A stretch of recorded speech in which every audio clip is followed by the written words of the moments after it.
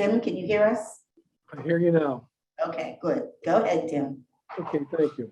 I wanted to thank the board for the opportunity to present our annual review from the advisory committee. Particularly want to note, particularly this year, thanks to the staff for their cooperation and transparency in providing us with reports and following up on issues that we have raised to them, particularly regarding compliance with the Environmental Protection Agency's consent decree. The advisory committee is following these projects very closely, and we are interested in how they are proceeding. I don't know if the board has any questions. One thing that seems to be popping up considerably now, of course, is going to be the rate increase. And we are, of course, getting calls from our residents regarding that rate increase. In the case of Shaler, for example, 55% of the water sewer bill now is the ALCOSAN charge. And so it's cost $3.85 to put water into a house and triple that to get it back out of the house.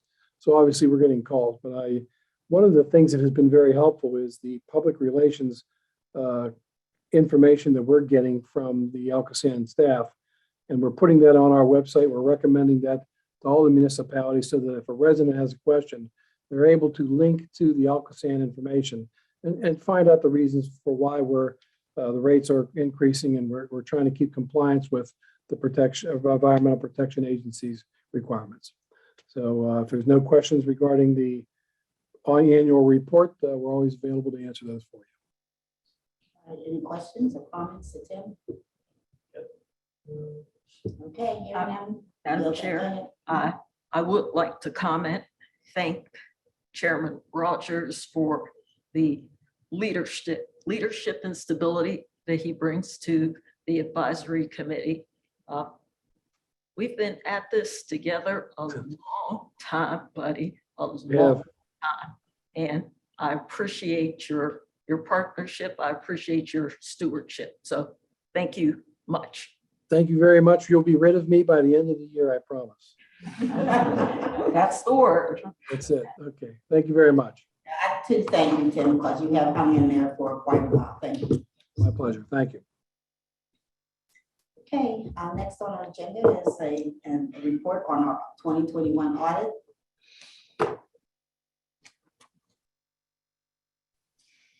Hello, thank you. I'm Jeff Kent with Mardisso. I'm joined by Pat Klein.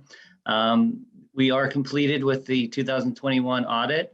I'm happy to report we received great cooperation from staff throughout the process, and we were able to get everything we needed to complete our procedures.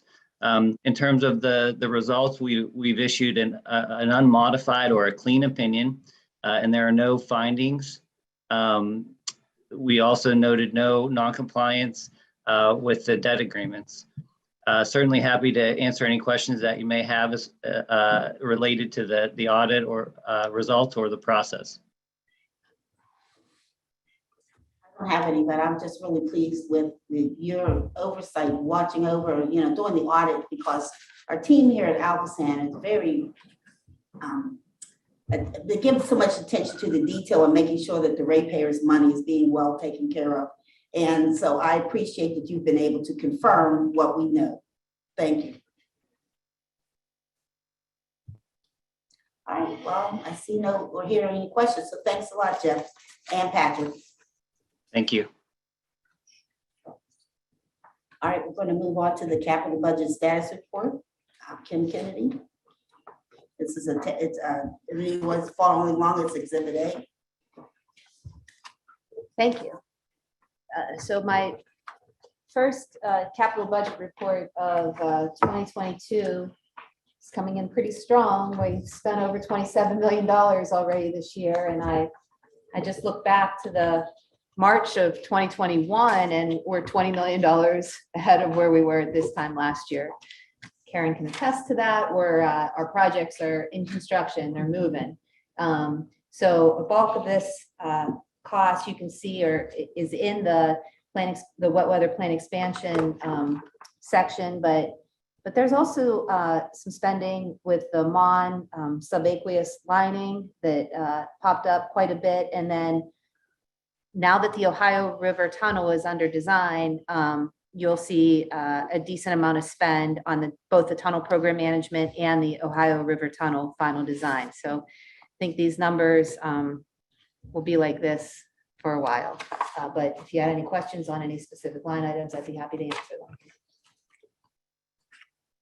Okay, thank you. Hearing that, we'll move on to the revised change order policy. Madam Chair, we have talked with the board since September about the need to revise how we manage change orders. As you can see from the capital budget report and just what you can physically see here when you come. You can't even come into the building the way you typically would because there's so much construction activity and large construction activity, which will continue for years to come. There is a need to modify how we manage change orders. This policy is one that we came to by pulling the solicitor in to do research, by talking with our program consultants or engineering consultants to find out who's doing what across the country, while the solicitor looked at who was doing what locally with different authorities. Kim will now take you through a brief presentation with the findings and what we're recommending. Thank you, Arletta. So, Joe, this isn't working.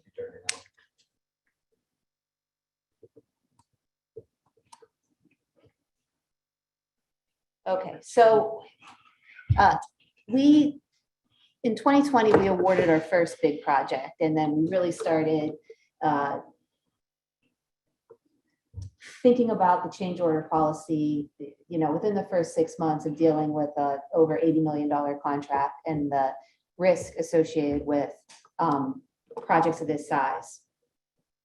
So how did we start? Well, the first thing we did was ask BAPS to do some market research. What is everybody else doing with similar sized agencies that have gone through, consent decree programs, but also locally, with the city, the county, and our partners locally and both nationally. So, we took that information and then really thought about what we thought would work best for us with our constraints. Here we are. This is where we are right now. So under the informational sessions on every board agenda, if a change order is under 30,000 or if it's less than 5% of the total contract value, we can keep it moving on the project side, and then we inform the board through an informational item. If something is greater than $30,000 or more than 5%, then that goes to a action item, which means that, we really can't advance that work until the board authorizes approval of that change order. And that's really the heart of the matter and what puts us at risk in these bigger contracts.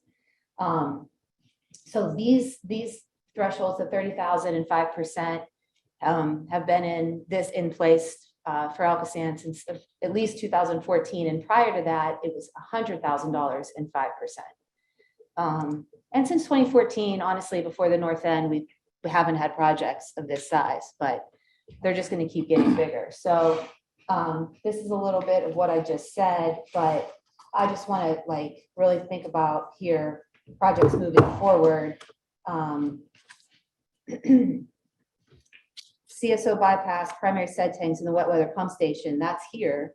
But then we leave campus and we're talking about each one of the tunnel segments. And then each one of the tunnel segments will also have about 6 or 7 pretty large near surface packages for the consolidation sewers and other surface work that needs to happen in order to get the structures to tie into the tunnel. So we have a lot on our horizon. So our market research, I think I said what we had BAPS do a lot of phone calls and surveys with other agencies. And what we ultimately settled on for our recommendation is very similar to the city, the county, DC Water, and then the St. Louis MSD. And DC and St. Louis MSD already have CSO tunnels and plant expansions that are in their past, so felt like it worked for them through similar situations. So here is the proposed revision to the policy.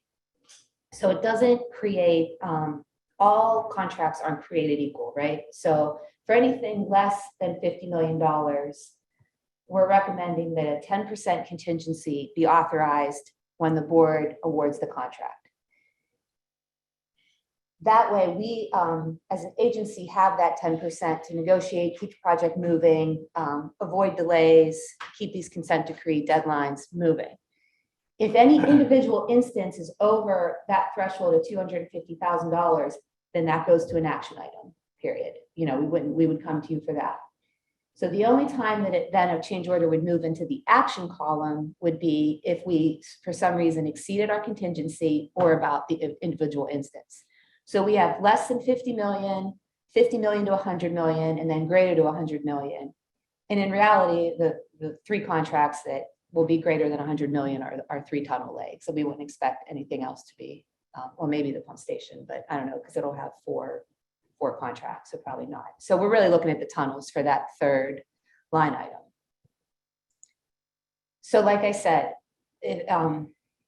under consideration of this revision to the change order policy, every single change order will still come to the board so that you understand it. It would just, if it was within that contingency or under those thresholds, would stay in the informational items category, but there would still be an explanation. Anything greater than that, the contingency amount or the thresholds would then obviously go to action items, and we would take those seriously. I mean, take them all seriously, but they would hold, and we wouldn't wait until the next board meeting. Can you go back one slide? Please?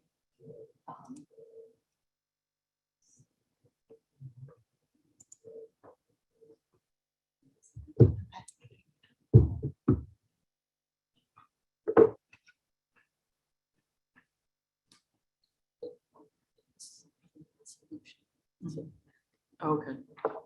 Yeah. I need to. All right. Go ahead. I'll look at it. Okay. And then the reasons, the benefits to this policy, all of the consent decree dates are in Appendix C, and it's very tight. So it just helps us, we got the final designers working, we've got our construction managers working, we've got our contractors moving at a rapid pace, but it just helps us keep things administratively moving. It avoids pretty costly potential for costly delay claims. And then, we're balancing a plant that needs to operate 24/7, and we have to make operational decisions, especially in addition to once we leave the campus and we're talking about, decisions that affect the public or road closures or things that, here were a nuisance to operations and maintenance, but once we're out there, it's a greater potential for coordination. So that is my last slide, but I'd be happy to answer any questions about the proposed policy and what we have in mind.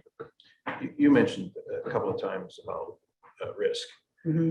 What do you mean specifically about what are you referring to? What if you're saying like this could be risky if we don't get this Schedule. the scheduling? Yeah, It's all scheduling. because there's penalties associated with not meeting these deadlines in the consent decree, which were very, we think about all the time, but so we're And have we had any of those so far? not yet, no. Have we come close to any of those so far? We are late on one of them, but we have good reason. That's a COVID thing. Right. So we have to. It's not kind a of work change with- order. It's not a change order. No. But we we have not been at the point of Right. the tunnel. construction. Right. We're just I understand. construction in the ground I understand. like we are Okay. now. Right. That's what elevates the risk. But I was curious because you mentioned that a couple times. Yeah, You know, we talked about this, I don't know if it was last month or the month before. Yeah. And I was, the jump from 30,000 to 100 was what concerned me. mhm, Over the 6 or 8 year period since we put this in 2014. right. I just thought that was a significant, and I was looking for something in the middle, you know. We're not going to 100,000. I thought the resolution was 100 for the executive directors. No. Okay, I'm So sorry. it's the contingency. Okay. So we're You're at the we're just, 5%. right, of Okay. either 15, 10, or 5, depending on the size of the contract. Okay, So so it's just 50 million would be $2.5 million, 5%, right, or 10% of 50 million. 10%, $5 right, so it's million. 10%. Right, Okay, right, Up and to then, 5 and the million. contingency goes down as the projects get bigger. okay. Yeah. So then, what would be the process to draw on the contingency? You would just inform the board Correct. that it's been done, and here's how much and why, correct? Same backup, same record of negotiation, same due diligence that we do now. There'd be no different on the construction management side. And where, there's a proposed change order and then it goes back and forth. We negotiate, we have a record of negotiations, nothing changes. It just doesn't, if it triggers above that 30,000, we can approve it if we agree that it's appropriate and we just keep it moving. Okay, So it's a schedule. all right. It's a As long as schedule you're thing. keeping the transparency to the board. Definitely. Okay. Yeah, All right. definitely. Thank you. You have a question? Please. Yeah, I guess what I was trying to reconcile was, just look at the first tier, and it says any individual instance over 250K. Mhm. So help me reconcile where the 30,000, 100,000, and the 250, how do they relate to each other? So I see here 250, Uh-huh. but I'm hearing us talk about 30 and 100. That's the way it is. It's So 30, this is- it's 30 now. It's 30, yeah, it's 30 right now. I got that part, but And- we want to increase it to an individual instance of 250. So what we're saying is, instead of it being generic across all projects, we're saying it should be based on the size and value of the project in these tiers. And in this case, it would be at a max actionable item 250 at this level. For the smaller contracts. They're gonna take 10% of, which would be $5 million on a $50 million contract, and Right. draw off the 5 million. If they have to approve something over 250, then it comes to the board. Right, and I guess, So you go from 30 to 250. right, Yes. that is my exact You're right. point. That just seems like kind of the opposite of, I'm just trying to understand, like, how did we, like, When we were looking at 30,000 or 100,000, we were doing peanut projects, if Uh-huh. anything. okay, Now we're doing 80 million, $120 million projects. If we don't move the scale, we're gonna be stopping every time Mhm, somebody yes. wants to buy another pencil. But we're still doing peanut projects. Peanut projects haven't stopped, right? You're still good, we're still operating the plant in general. I mean, flat Oh, gates need fixed, all the other things, Right. right? So that would fall under this as well. So, Right, you're right. Right. So it's everything. It's encompassing everything, all construction projects. And this is similar to the PWSA and the city and everybody else? Correct. The only one we didn't hear back from, I think, was Westview Water Authority. But in terms of some of the numbers might be a little off, but the concept is the same. And I think the other thing that we got to think of, when a contract is out for bid and it comes back for the award to the board, you'll see the contract amount, but also this contingency amount to be approved. So you'll be able to see both when you're making the decision to award to the lowest responsible bidder. So that's the first instance you see it. And I would say for the existing contracts that we already have, because we didn't do that, we don't have a motion that shows both the price and the contingency amount, that we're still operating under the $30,000 amount for anything that was awarded previously. Parking lot, things of that nature. So it's going to get a little confusing for the first meeting or so. When you see an agenda that will have informational items, a couple under $30,000, then a couple under these new thresholds if the board approves. Does it cause any issue with the contractors as they bid, knowing that there's 10% They won't even, pushed aside? How would they not know that? If we approve this, they'll know our policy. but the contract, I mean, the change order thresholds aren't in the contract documents. That's, The change order. the change order thresholds aren't part of a contract document. The 30,000 But is. they know that we're setting 10% aside for specific change orders on Right, that project. right. So if they lowball the bid, they know that there's a 10% cushion, that they could come back to the authority and say, we need to change this for whatever reason. And you guys have to approve that, obviously, but It would be my They will know that. observation. I'm that sorry. It would be my observation that contractors who are unethical were unethical before we considered this, and they're going to be unethical regardless of what we do. We try to address that where we can. has that happened in the past? We have had people who have done things that were questionable, and Where they No, lowball and no. change order it up? Right. They could have done that before this. Right, oh, Yeah, right. yeah, but- That's what she's saying. Yeah, That's like what But she's saying. they still could have only gone to $30,000. Now they know there's 10% of the value of the contract set aside for that. Well, but they would just bring it to the Just go board chunk, and then, chunk, yeah, they- chunk, yeah, they chunk. just chunked out. Yeah. I mean, I agree with you. If someone's gonna be unethical, they're gonna be unethical. And Because it's that- not a that's not set mine. aside. I mean, they have to, I mean, there has to be tremendous amount of substantiation for anything that as a team we would approve.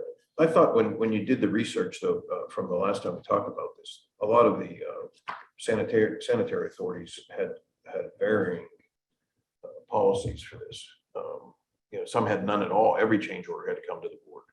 And Yeah, maybe we had one like that. I can't recall back to the chart, but by and large, this, in terms of the varying, the percentages might be a little different. These thresholds of the contract amount might be different, but the concept was, what is being done Okay. on these larger projects these days. This is not something that's spelled out, Municipalities Authorities Act, this is. so this will become part of our procurement process, the contract process, correct? Contract. Just right. not procurement, Not procurement, right. just in contracts. Right. Okay. Okay. I don't have any questions. Thank you.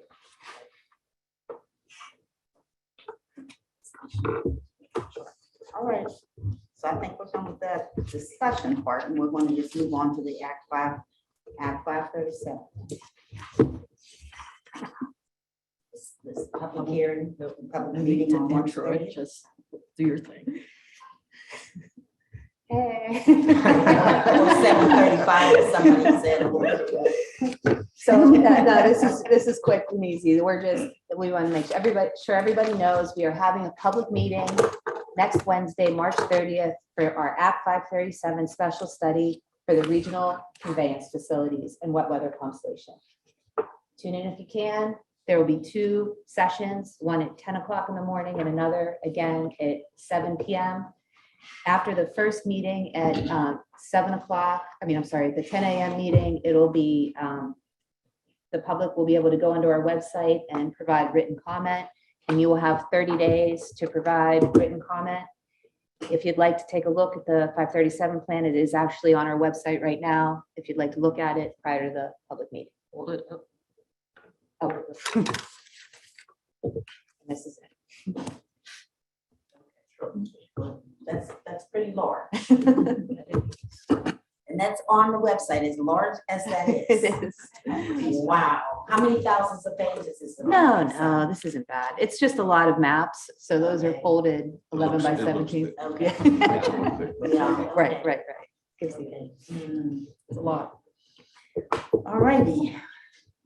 We're going to move on to a report by our executive director, or madam, who will talk about approval of construction change orders that are less than 30,000. Speaking of. This is, Madam Chair, thank you. This is a change on our temporary hypo system. Is this a closeout? Yeah, it's a final. And it is simple as the push buttons that are necessary to operate this particular panel. We didn't recognize until we were installed that the wiring diagram didn't match up. Had to be changed out. Nominal change reported.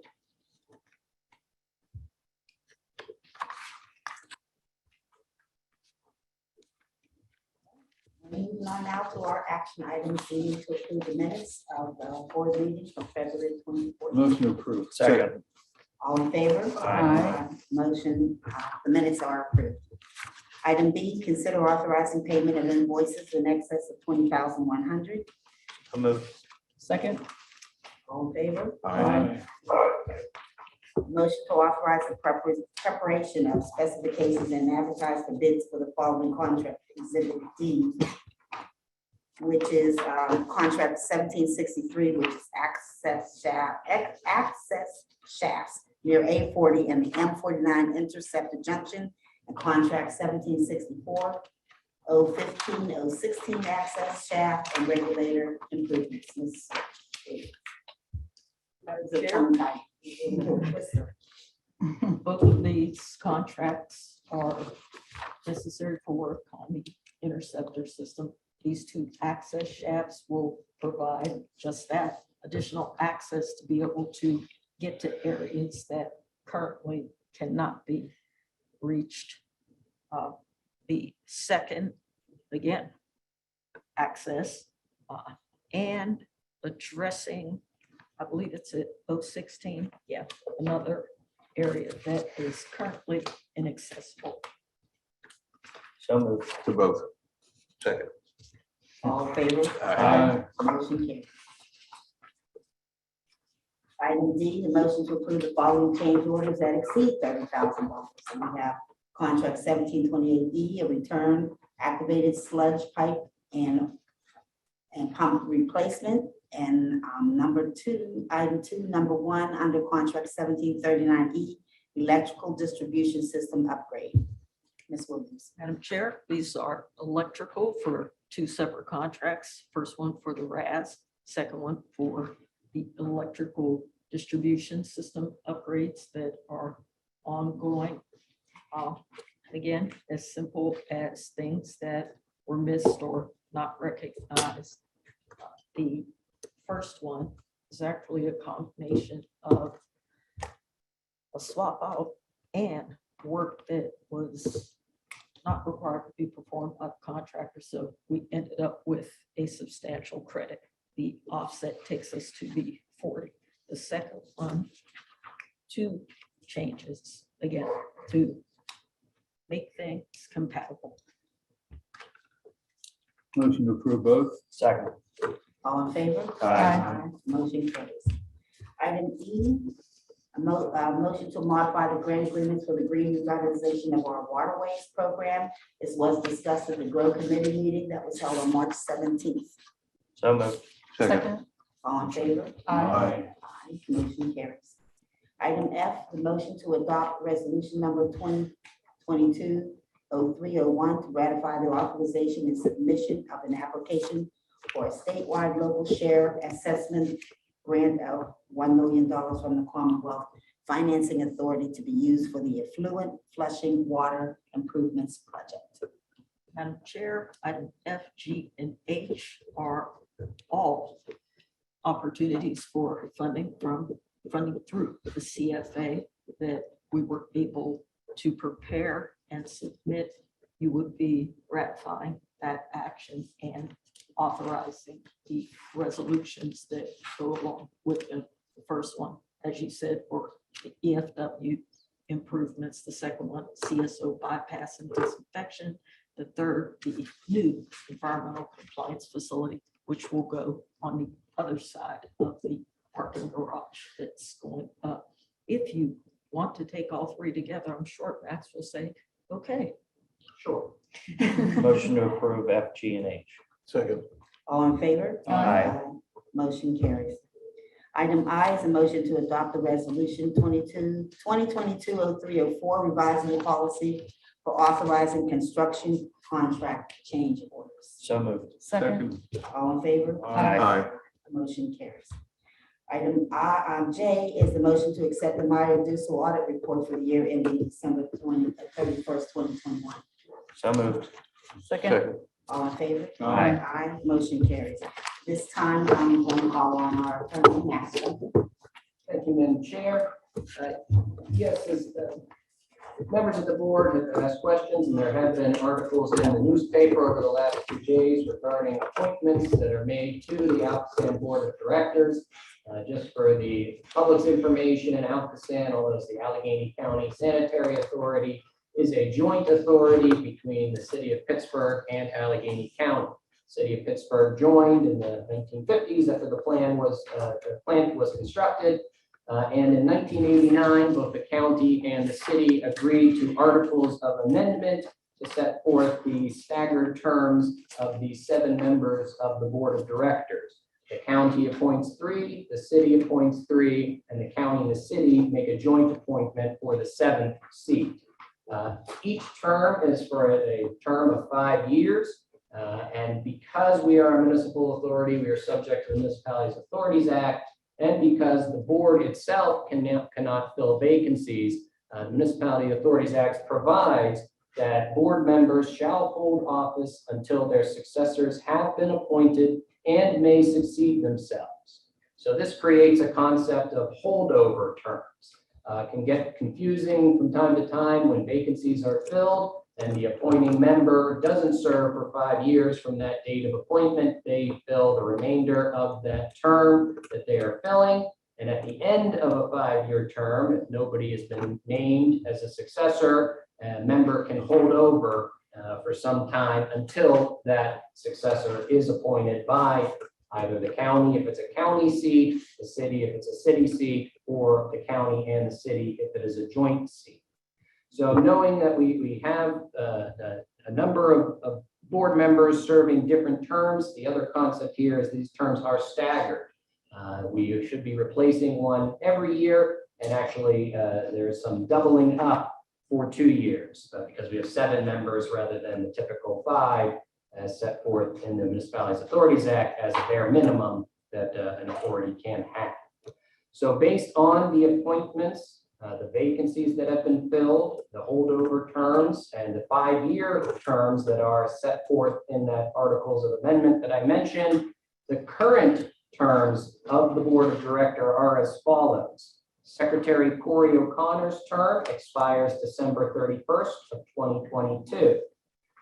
Director Emily Kincaid, her term expires December 31st of 2025. Vice Chair Shannon Tharp Gilliam, her term expires December 31st of 2024. Director John Weinstein, his term expired on December 31st, 2018, and he is a holdover board member. Treasurer Harry Reedshaw, his term expires December 31st of 2026. He was reappointed by the county on Tuesday. Director Jack Shea, his term expires December 31st of 2023. He was also reappointed, but he had been a holdover member. Therefore, he's serving out the remainder of that term. And that is why there's the discrepancy between the 2026 and the 2023 term expiration dates. And finally, Chair Sylvia Wilson, her term expired on December 31st of 2021. So she is technically a holdover member of the board of directors. Her position will require a successor appointee, which will mean an appointee that is approved by both Allegheny County and the city of Pittsburgh. And until that happens, and until that time, she remains a member of good standing and a member of the board of directors. At some point, we do know that there was a motion that failed to reappoint Ms. Wilson by county council. But that does not have an operative effect here in terms of a removal from office or anything else of that nature. Municipalities Authorities Act is clear that a member can be removed during their term only by the Court of Common Pleas and for just cause. At this time, until There is an appointee made by the appropriate appointing authority for either of the two holdover positions. The members remain members of the Board of Directors. Okay, thank you so Max. much. Sure. And before we adjourn, I just want to mention that we are very proud that Arletta Williams was honored by the Western Pennsylvania Society of Engineers Yes. for her service. I guess it was lifetime service, I Lifetime. guess, but still, we all know how the wonderful job she does here, and it was well-deserved recognition. But it was also a wonderful evening because it was not a dry, boring evening. Her speech was certainly not our typical, acceptance speech, and we all appreciated that very much. So congratulations once again. I mention this because, some people may be watching who they don't know about this, and you deserve that recognition. Here, here. Thank you. Wonderful. Okay, it was. Our next meeting is April the 28th, and at this time, motion to adjourn is in the room. Second. All in favor? Okay, meeting is adjourned.